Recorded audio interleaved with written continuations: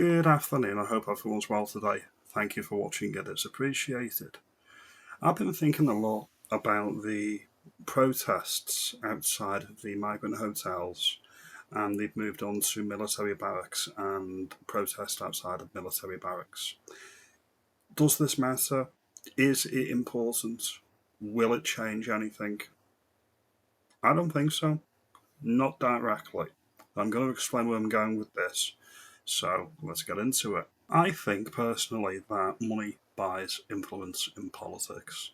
People get their election campaigns funded by private investors, trade unions, big corporates, big tech, depending on what those vested interests are. That's why there's such a thing as a lobby in Parliament, because MPs are lobbied either publicly or privately for vested interests. And the bigger the pocketbook, the more money that the large corporate types can actually throw at something and say, can you make this happen, the more likely it is to happen. Two examples are Ed Davey. He took a huge payouts from the company behind the new Royal Mail technology that shafted all the postmasters. So that's Ed Davey. And then you've got Wes Streeting, and he took payouts from private donors for medical companies for the NHS. So there's two recent examples of what I'm proving here. So the corporate class, the elites, have the ear of the politicians. This is demonstrated directly by what happened in Downing Street when BlackRock and Bill Gates both descended on Downing Street for behind closed doors meetings with our Prime Minister. And there's a reason for that, and we'll get to that in a moment. So we accept the premise that the corporate interests are the top guys, and they're above our politics, and they're essentially pulling most of the international strings. Politics is underneath that.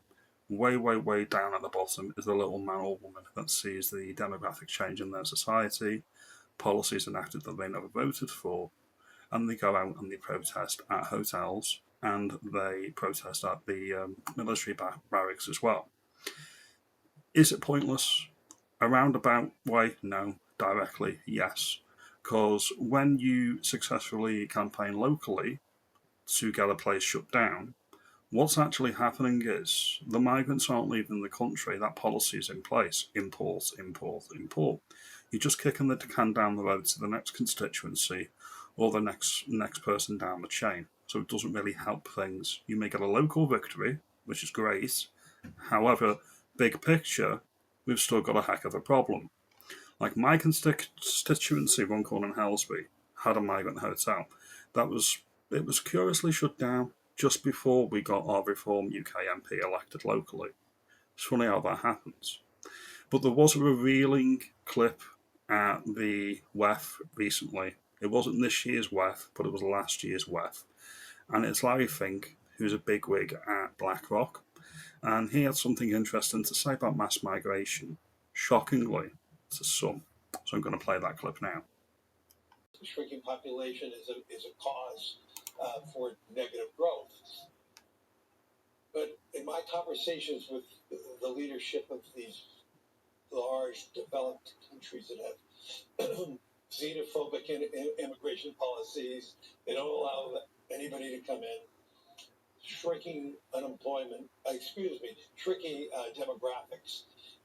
These countries will rapidly develop robotics and AI and technology.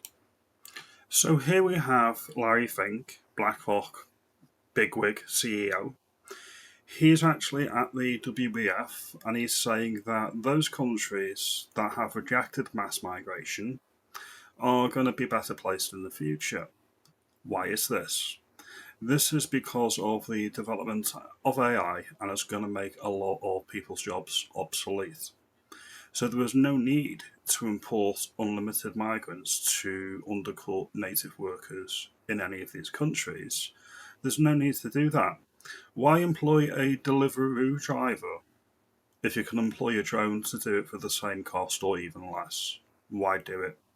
It's less resources. It's all about resource management. This is the specific reason. This is what you need to think about. What do corporate types hate more than bad PR? They hate a bad return on a quarterly investment. Capital investment is often upstream from where the political discourse is and where the next elections are going to go. They do not like hedging their bets, they like to be ahead of the curve. It's going to be cheaper for them to automate, much like it was with the Industrial Revolution and outsourcing manufacturing. It's cheaper to outsource than it is to have it in country. That's why a lot of countries do it. Anyway, we'll continue, and we're going to see this again. A lot of white collar jobs, a lot of people that are office workers, their employment is going to become a thing of the past as well because it's all going to be done by automation. So this is what he's saying here. Mass migration is no longer cost effective from his point of view. But there's another point regarding this I'll get to later in the video. And if the promise, I didn't say it's going to happen, but if the promise of all that transforms productivity, which most of us think it will, we'll be able to elevate the standard of living of countries, the standard of living of individuals, even with shrinking populations. And so the paradigm of negative population growth is going to be changing.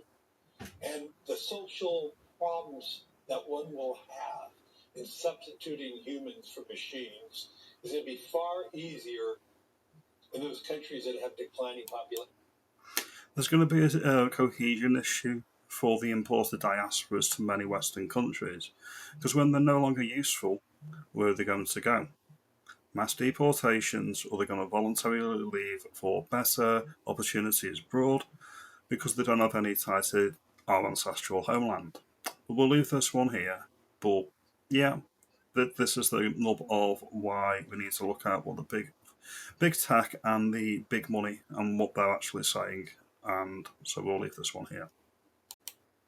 So that's strategic positioning from Larry Fink. He wants to be ahead of the curve. What is this curve that he wants to be ahead of? It's the mainstreaming of previously off-topic subjects like demographic replacement, remigration, and countries, the nation-state being important to Western civilization. 10 years ago, none of these concepts were had broad appeal or mass appeal anywhere, and now they are all mainstream. This has a direct impact on the electoral process.